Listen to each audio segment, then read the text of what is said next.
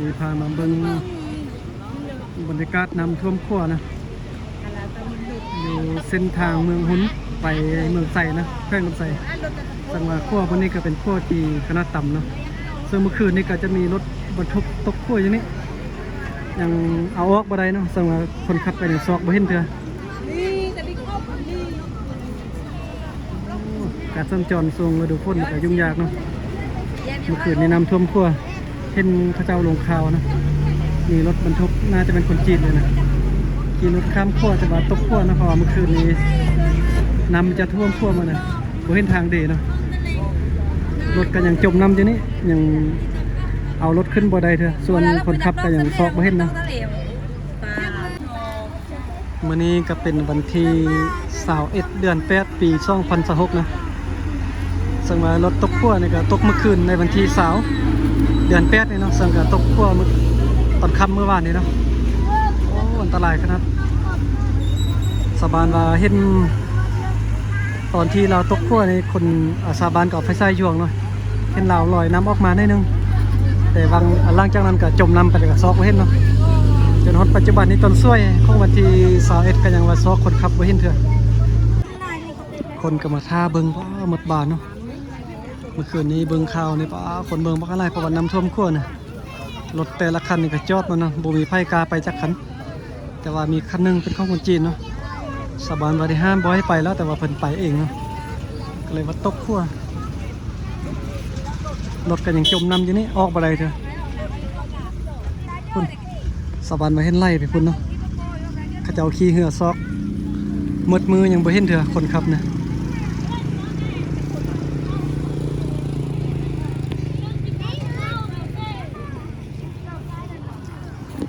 ครัวมีอาถรรพ์บ่เนาะอยู่ครัวนี่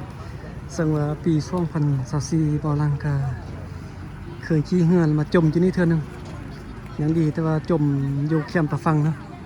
ก็เลยว่าบ่มีผู้ใดเป็นหยังปีนี้ปี2026นี่ก็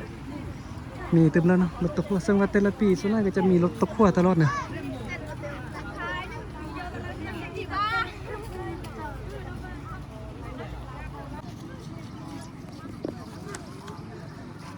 ขั้วข้ามมาน้ำเบียงนี่ก็เป็นขั้วข้ามเส้นทางหลักเนาะระหว่างเมืองปากแบงเมืองหุนเมืองแบงเมืองใส่เนาะเส้นทางแขวงดมใส่ซึ่งว่าช่วงฤดูฝนนี้น้ำจะท่วมตลอดขั้วนี่เพราะว่าขั้วนี้จะเป็นขั้วที่มีขนาดต่ำนะเป็นขั้วบ่สูงฝนตกหนักทางเหนือจนแบบนี้ก็น้ำก็ท่วมแล้วการสัญจรถือว่าได้หยุดเลยเนาะถ้าว่าฝนตกน้ำท่วมขั้วนี่ถือว่าไปมาหาสู่กันบ่ได้เลยระหว่างเมืองระหว่างแข้งนี่เมื่อคืนนี่ก็ดูเบิ่งข่าวนี่ก็ว่าเซี่ยวขนาดเนาะเขาเจ้าถ่ายคลิปเห็นคลิปเขาเจ้าถ่ายอยู่ขี่รถลงขั้วแท้ๆเลยนะรถก็ยังจมน้ำอยู่นี่เนาะคนขับนี่ก็ไล่ไปพุ่นเลยบ่ฮู้ว่าจะเป็นจังได๋เด้อนี่เขาจะเอาเหือมาซอกนะเจ้าหน้าที่เพิ่นก็มากวดกามาซอกหมดมือเลยบ่เห็นนะบ่ฮู้ว่าไปอยู่ไสเนาะ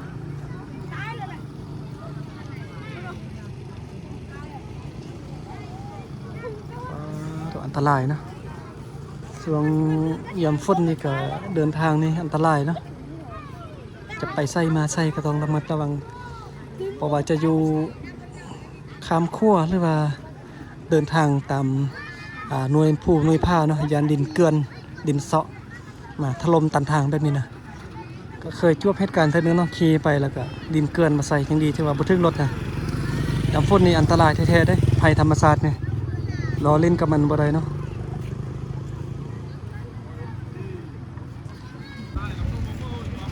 รถบรรทุกเวลากำลังข้ามมาเต็มเนาะ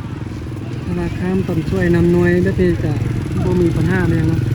แต่ว่านี้รถคนข้ามเมื่อคืนอีกอย่างนำกระท่วมขั้วนะเบิ่งบ่เห็นครอบขั้วนะก็เลยว่าตกขั้วเลย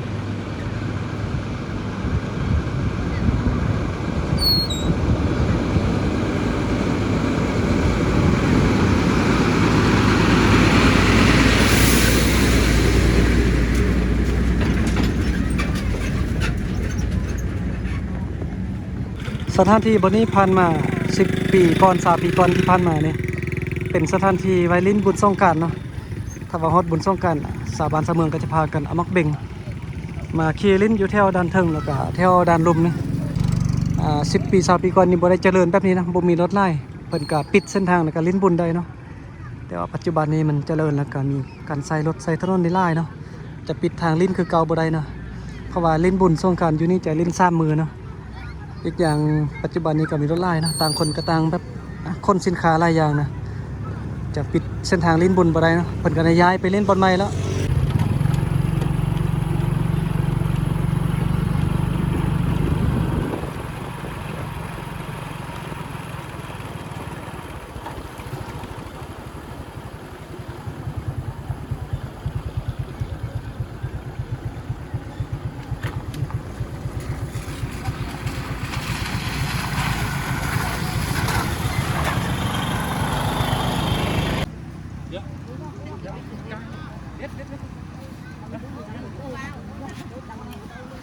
โอ้น้ำน่าจะบ่ลงเนาะ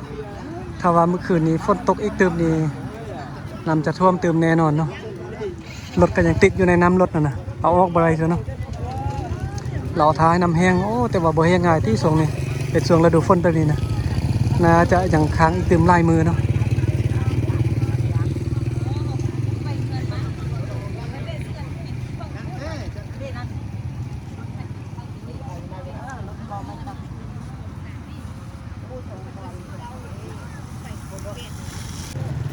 พามาเบิ่งบรรยากาศเนาะนำท่วมขั้วเพราะว่าเมื่อคืนนี้ก็รถตกขั้วนะ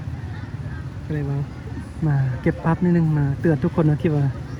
เดินทางช่วงฤดูฝนนะอยากให้ระมัดระวังบอกว่าจะไปไกลไปเนี่ยหรือว่าข้ามน้ำห้วยน้ำหองเนาะถ้ามีสติในการขับขี่รถการเดินทางเนาะ